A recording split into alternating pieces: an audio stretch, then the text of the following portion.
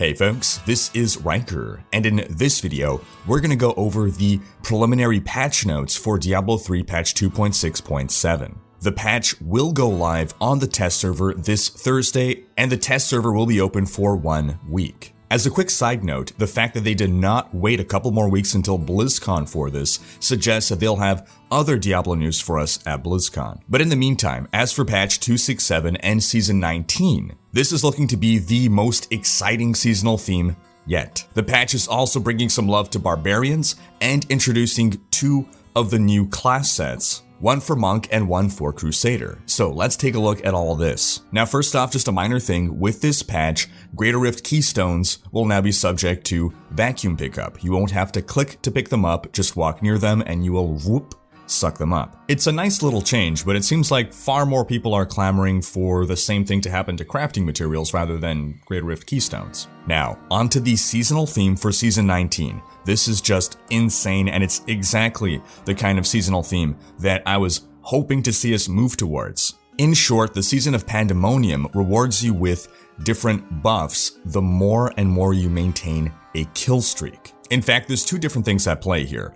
1, the buff that your character gets, and 2, the crazy effect that goes on along with it. So, for the duration of the season, all players will have a stacking buff that persists as long as you have hit or killed a monster within the last 5 seconds. So in order to not let this buff drop off, you simply have to attack a monster once every 5 seconds. You gain a stack, my understanding is whenever you kill a monster. Each stack gives you a 0.05% movement speed bonus and a 0.1% damage bonus. This caps at 50% faster move speed and double damage. That is 1,000 stacks. But wait, there's more. After you reach a certain number of kills in a row, you unleash an effect. And this effect deals an amount of damage that scales based on difficulty, character level, Greater Rift level. Basically, it sounds like it's going to operate like a conduit shrine, damage-wise. Once you reach a 15 kill streak,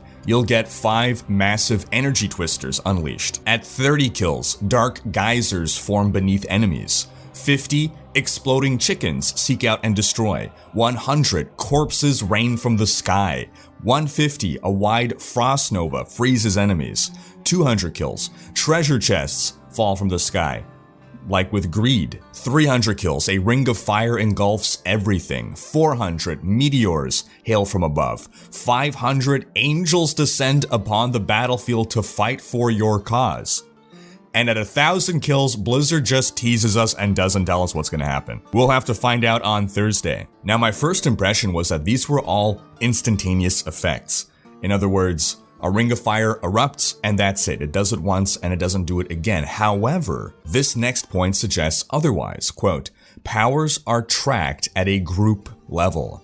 This means only one power can be active in play at a time, regardless of the number of players in a group. It feels like if these were instantaneous effects, then this sentence wouldn't be necessary. This further suggests to me that this may operate like a conduit shrine. It'll last until you trigger the next effect. If this is the case, then this truly is Pandemonium. So for instance, once you hit 400 kills, meteors hail from above and they persist until either you lose your kill streak or you reach 500 kills. If my understanding there is correct, this sounds like it's going to be a lot of fun. Now, in a practical sense, how long do we think it's going to take to reach 1,000 stacks to max out our bonus here?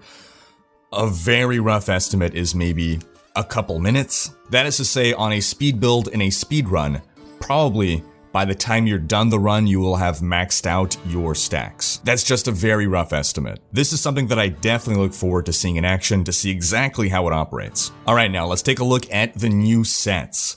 The Crusader is getting the Aegis of Valor set. This is going to make a Fist of the Heavens Crusader viable. The 2-piece bonus basically doubles your Fist of the Heavens casts. The 4-piece bonus makes you take less damage for 5 seconds. After hitting with Fist of the Heavens, you have to stack this up to 50 times to receive the full 50% damage reduction buff. I'm not crazy about these simply because there are some sets that operate like this, that to get your 50% damage reduction, you have to stack a whole bunch of hits, whereas others basically get the 50% damage reduction for free. So you have some builds effectively that they hop into a Greater Rift and they are super squishy for the first little while until they build up their stacks. And I'm not in principle opposed to this design philosophy, but it's more so in comparison to other sets, it makes this feel weaker. I often get comments on my YouTube videos for builds that include these form of sets.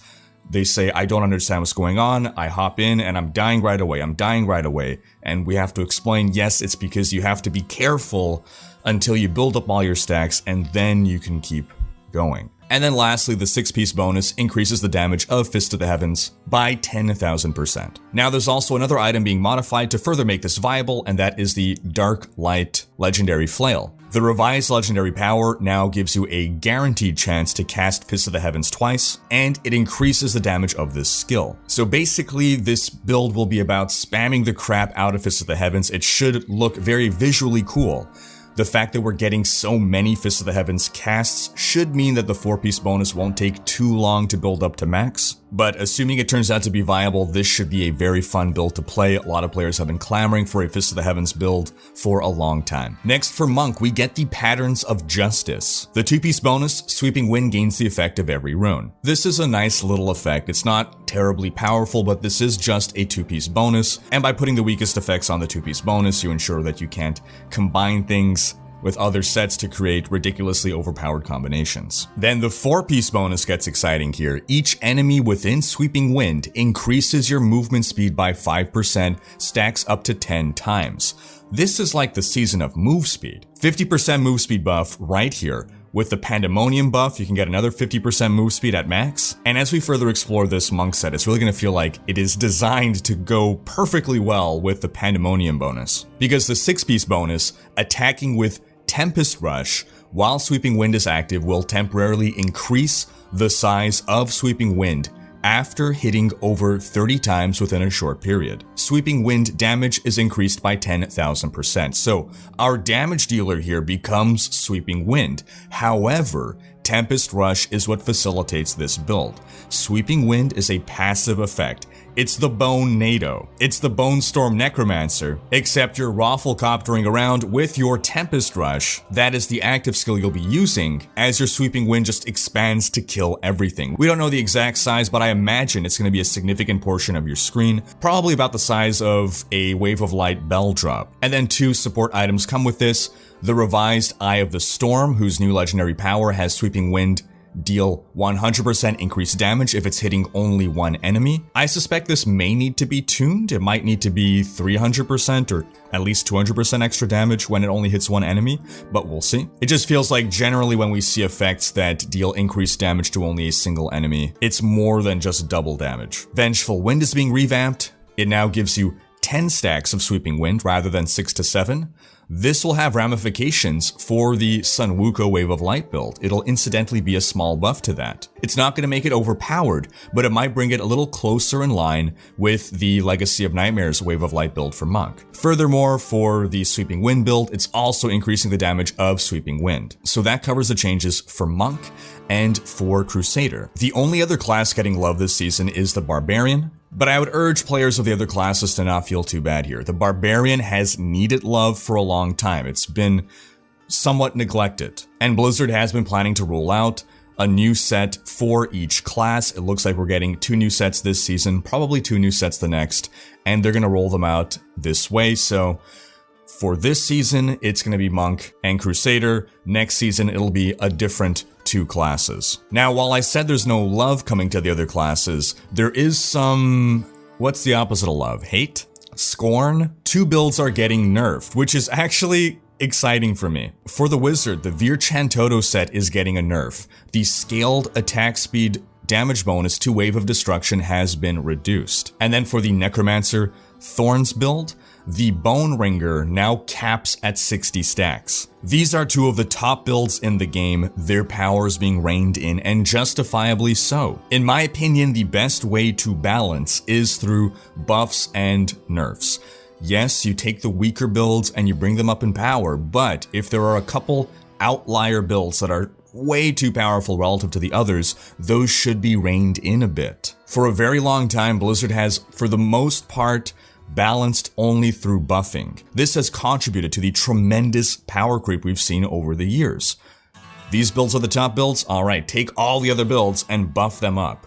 And then what happens is, invariably, it's still not going to be completely even, so you just keep buffing until we're pushing GR 150 now. So I do believe that these nerfs to these top builds are absolutely justified. My one concern, however, is that the Bazooka Wizard, the Legacy of Nightmares Archon Starpack Meteor build, is probably going to be left up there by itself as the best build, and I don't like that. I wish that was also getting nerfed. It has a ridiculously difficult playstyle, and many people only achieve that playstyle by using macros, because otherwise you're relying on exceptionally difficult timings. And yes, as I've previously expressed, I do believe that builds that are more difficult, more challenging to play, should be more powerful. But I suppose my caveat there would be not if it's encouraging people to basically cheat. It is against the Blizzard's terms of service to use macros to perfectly time all of your various key presses. Regardless, let's move on to the love the Barbarian is getting this season. The Wrath of the Waste set. Oh boy. Blizzard has tried to make a Whirlwind Rend Barbarian a thing for a long time, and it's just not happened. The Wrath of the Waste set is this set that combines two skills that are both cool but seem to want nothing to do with each other. It buffs Rend and it buffs Whirlwind, but while you are whirlwinding, while you're spinning around, round, moving around, you don't want to stop to rend. It's not fun, it's clunky. The mechanics of stopping, interrupting your channel to do something and then resuming your channel, it's not very conducive to synergistic mechanics. And Blizzard has occasionally tried to further buff rend to make us more incentivized to do it, but the playstyle, things would just fall apart at the playstyle. So let's see now if Blizzard found a way to make a Rend Whirlwind Barbarian work. They started off by making the 6-piece damage bonus of the Waste set apply to Rend as well and not just Whirlwind. Okay, that's making Rend more damaging, but it's not addressing the playstyle yet. Now the Lamentation Belt will also be buffing the damage of Rend. Cool. But this is where everything is fixed. Ambo's Pride. New power. Attacking with Whirlwind also applies Rend, and the total damage of Rend is dealt over 1 second. This has been the key. The ability to apply Rend without having to stop your Whirlwind. This is what makes a Rend Whirlwind Barbarian viable, possible, and fun. This should also translate into a significant buff in power for Whirlwind Barbarians, because now there's really no reason for a Whirlwind Barbarian to not be a Whirlwind Rend Barbarian. My preliminary thoughts is that this might be able to take a Whirlwind Barbarian up into the A tier. But wait, there are yet more Barbarian changes. The Remorseless Mighty Weapon now makes Hammer of the Ancients deal more damage while both Wrath of the Berserker and Call of the Ancients are active. This is a buff to the Hota IK Barbarian. There are 3 main variants of Hota Barbs now. There is the Recramorcen Hota, there is the IK Hota, and the Legacy of Nightmares Hota. Or I suppose Legacy of Dreams now. Now, traditionally, the Recramorcen Hota was always stronger than the IK Hota, and justifiably so. The playstyle was more difficult. Hota IK, very easy build, very strong, but you can sort of play it on dummy mode. Recramorcen Hota, a little more challenging. You have to be careful with managing your stacks, and if you played it well, you would be more powerful than IK Hota. With this change, this is going to bring IK Hota closer in power to Recramorcen Hota, potentially on par with it, we'll have to see. So because of that, I'm not sure how I feel about this change. If Recramorcen Hota is still stronger, at least a little bit, then I suppose I'm okay with that. Alternatively, it may be that the design philosophy here is to just phase out Recramorcen Hota.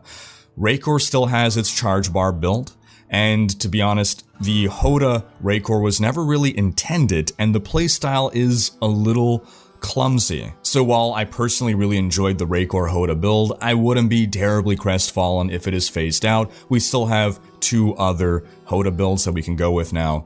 IK, and Legacy of Dreams. We're also getting some love to Seismic Slam. The Fjord Cutter now makes Seismic Slam attack 50% faster and deal more damage against slowed or chilled enemies. We don't have to worry about that slow or chill effect. Why? We're going to be running with a Bane of the Trapped, which at level 25 is going to do just that. And then the Bracers of Destruction deal their increased damage to the first 10 enemies, not just the first 5. So typically between Hoda and Seismic Slam, Hoda was the more powerful barbarian.